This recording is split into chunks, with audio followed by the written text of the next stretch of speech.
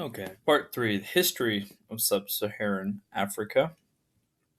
So, just kind of recapping from the past couple days, we talked about some of the cultural issues that many people in Africa face to this day: disease, poverty, famine, so on and so forth. And then day before that, we talked about the different physical geography factors. You've got a couple different mountain ranges, you've got the four major rivers, the five major basin areas, as well as the different climate zones: tropical, humid subtropical, savanna, and then you got your desert or arid regions.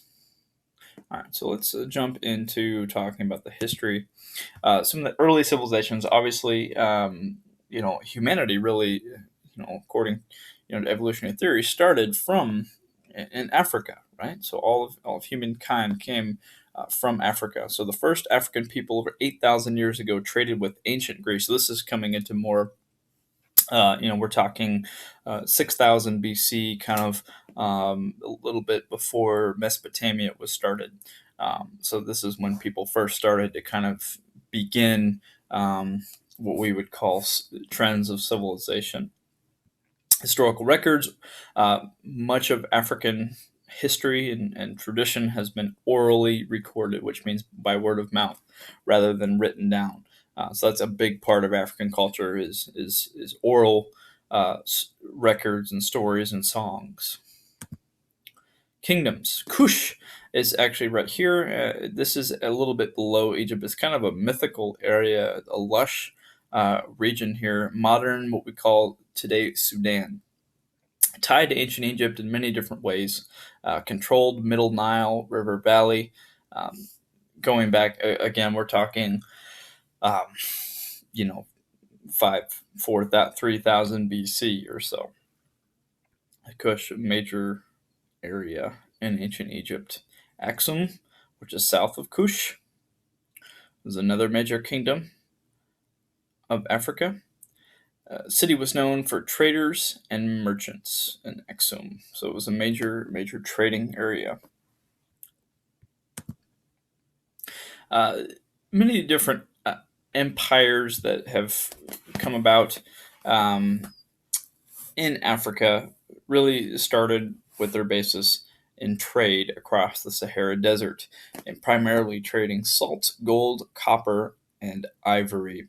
Ivory, if you're not familiar, is what you get from elephant tusks, and it's technically illegal to poach elephants for their tusks today. But that ivory is that type of mineral. The most famous trade city in all of Africa was Timbuktu. You may have heard of that term before, used in kind of colloquialisms. But Timbuktu is a famous ancient trading empire in Africa that traded with many different cultures across the world. This Central African kingdom traded with Arabia. Uh, we talked about Saudi Arabia in our previous unit right there. China, India, Persia, so on and so forth. They traded gold, slaves, spices, and precious wood. Contact with Europe. Different trading kingdoms, such as Timbuktu, yada yada Kush, they had trading posts along the African coasts where Africans and Europeans met. And unfortunately, this is going to lead to what we know as the triangular trade or the slave trade. So over here is where in Africa here is what we call the Ivory Coast. This is where the slaves were being provided. So basically, the way this triangular trade worked, it's pretty straightforward. Each of these different areas. So we got the fledgling the new world here. You got South America. You got Europe. You got slaves. Okay, so guess who needs the slaves? We talked about this previously. The plantation workers in Brazil and parts of the New World. So they get the slaves from Africa. And what does Europe want out of this? Well, Europe wants the sugar and other really cash crops that are being produced in North America and South America. And so those crops go to Europe. And then the Europeans are the ones that are going and getting the slaves, bringing them over, so on and so forth. So it's a vicious triangle. It's called the triangular trade. This is kind of how initially contact happened, and that's how Africans came to be enslaved in different parts of the world. Colonization. Unfortunately, and we kind of touched on this in a previous lesson, but in the 19th century, there was actually a conference of European powers. It came to be known as the Munich Agreement. Munich is in Germany. That's where they met.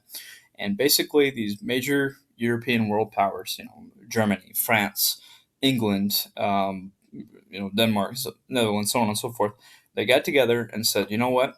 We're going to divide up Africa for ourselves to colonize without consulting any of the African nations. They said, we are claiming these African nations for ourselves. And again, this was in the late 1880s.